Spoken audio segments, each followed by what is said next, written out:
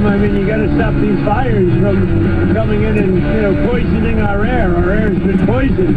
I have a good relationship with Mark Carney, but, we got to stop the fires up there. If we can help them, we'll help them. But maybe they should pay us some damages or something, or we should do some tariffs. You're listening to More in the Morning with special guest host, John Tory, on News Talk 1010, Toronto. It is 9:07 on a Monday morning, and welcome into More in the Morning, hosted by John Tory, filling in for John Moore, who's on his second week of a well-deserved vacation. It's always easy to make fun and be critical of Donald Trump. It is easy.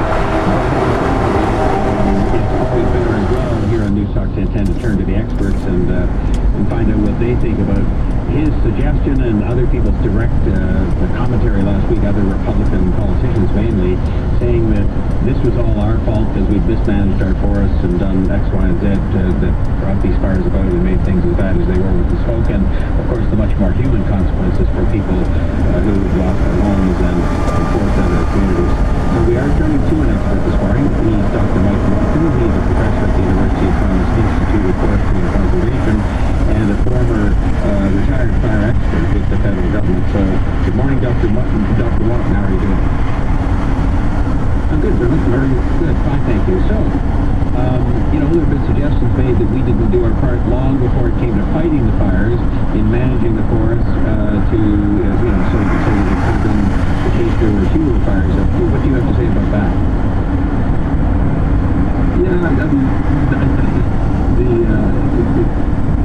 it's hard to know where to start with that one. I mean, the reality is that the fire situation that we've just been in, and the fires that are still burning now. I mean, they're driven by what? They're driven by the fact that we're getting warmer weather, and this has been the case for a number of years.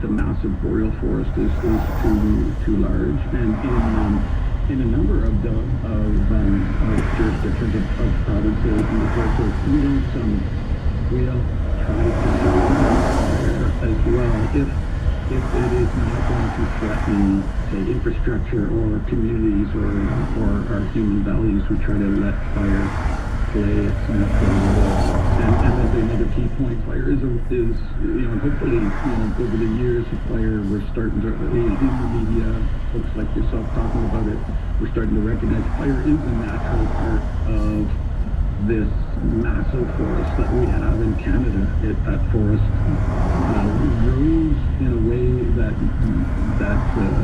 that helps it burn under really extreme conditions, essentially. It wants to burn under the conditions, where you get a big, most unmanageable fire. So there's lots of complexity to that problem.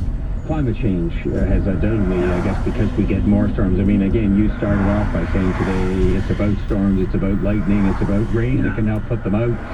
So weather has a lot to do with this, and the kind of big storms we're getting and the dryness associated with the heat we're also getting, these can all contribute, and there's not much management you can bring to the weather. Absolutely, yeah, and you know, we are in what we call in the fire business lightning season right now, lightning fire season. So, just like everywhere, like we experienced down in southern Ontario here in the middle of summer. That's when our lightning storms are most active. We have lots more lightning in the summer than we have in the cooler weather. It follows heat. Lightning, energy in the atmosphere creates lightning, so the heating of the atmosphere in the warm summer months leads to lots of these storms that we see, not every day necessarily, but in the summer months. Same thing in the north as well, and so you can get really hammered by lightning, and there's no prevention activity you can take place. You can't stop those fires from happening, really. No, just pray for clear skies, which we'd like anyway. The affordability crisis and so on. And when he's ranting and raving about it, he doesn't have to talk about the real issues.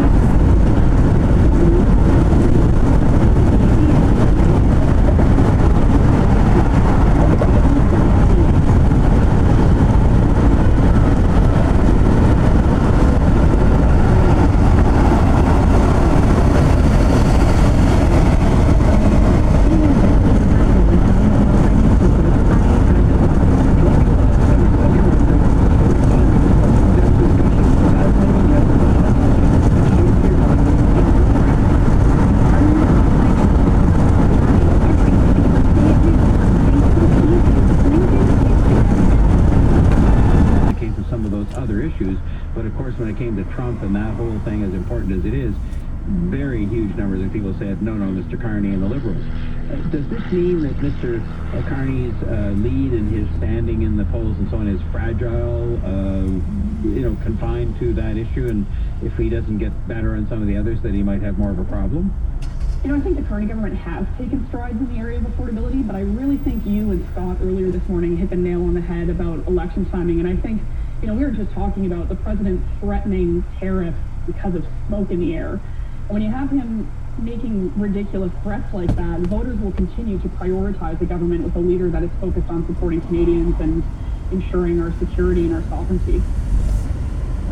Last but not least, because we've been talking about sports, and while on the same sports theme, the Toronto Temple, we can talk about the Blue Jays and the sad death of Dwayne Ward and their celebration of the 1993 World Series wins and the Broncos are in right now, but the Temple is gaining steam in terms of support and interest in women's basketball in Toronto. They had a couple of hiccups, and I don't know, one hiccup was the coach got suspended for some comments. The other one is in front of the executives, and I want to get your comments on this, is the practice facility where the company, the investors involved in the Temple, which include Larry Tenenbaum, are going to invest $100 million, but there's been criticism of the land deal, because it's on city land, and they lease it to the Toronto Temple for $1 a year. And I was arguing last week, I think it was actually a good investment for the city not to spend the land, because they're getting the benefit of this $100 million practice facility, which will have lots of community time, made available to the community at large, not just for the Temple. Where do these Catholics and people coming up? How do you sort of try and balance that out? I think our response here is very similar to what I said a few weeks ago on campaign about FIFA. We are one of North America's largest cities.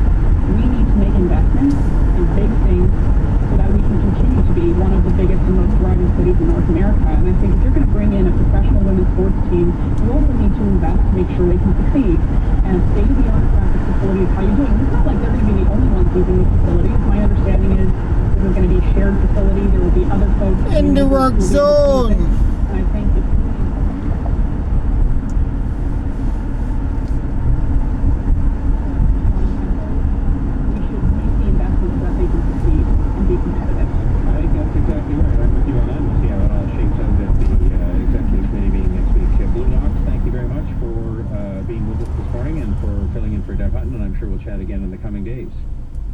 Thank you. Lou is the Director of Communications to me when I was the mayor, and she's now a public affairs executive and a campaign strategist for many people in and seeking a public office. A couple of stories here we'll take up in the coming days, because I'd love to take phone calls on both of them, and I think the phone calls are what make these stories work the best. One of them is written by a gentleman by the name of Paul Abella. He's an associate professor of philosophy at Acadia University, and he just talks about the workforce survey they took and were required to fill out, mandatory questionnaire distributed every 2 years. And he says it's a well-written professional survey that takes 20 minutes to complete and is designed to gather relevant data for employment equity considerations. And one of the questions was, and there's questions apparently various ones on race and disability and so on, one of them was asking people to volunteer their sexual orientation, gender identity, and religion. For example, one of the questions was, what is my pattern of sexual, emotional, and/or romantic attraction to men, women, and people of other genders? And he just posed the question, like all the columns sort of thing, is that a question people as employees should be asked to answer? Or is it really just going too far into the personal domain? Because the whole purpose of these questionnaires is to sort of diagnose whether there are equity issues in places like Acadia University or anywhere else. And those are things that are worth looking at. But does it go too far to ask a question like that? What is my pattern of sexual, emotional, and/or romantic attraction to men, women, and/or people of other genders? I think most people would have no trouble. Well, I don't know how you answer that, quite frankly. What is my pattern? Anyway, I would take calls on that. And the other one is just a story that's also in the Toronto Star, and the headline on it, her husband secretly spent $70,000 over 5 years, meet the Toronto couples rocked by financial infidelity. And so it's not talking about people who are having affairs or this or that.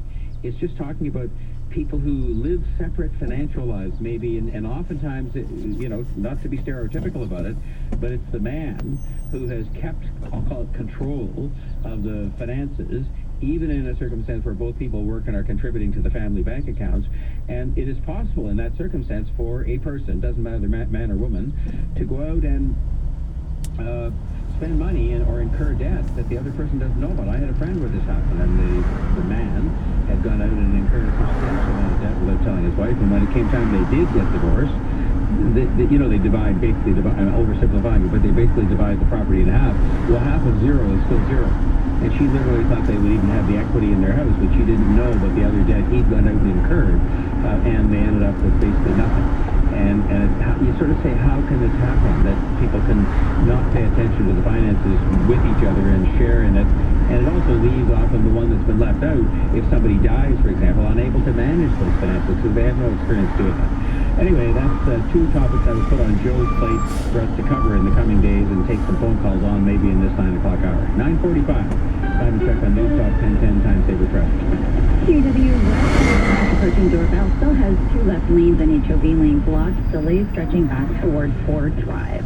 DVP southbound, we're seeing the heaviest delays from 401 past Eglinton, and eastbound on the Gardner, volume is building from Parkland towards South Kingsway before tightening up into the downtown core. There's a certain feeling on a Sunday drive. No rush, no noise. That's what car insurance from Aviva Direct is like. Get a quote.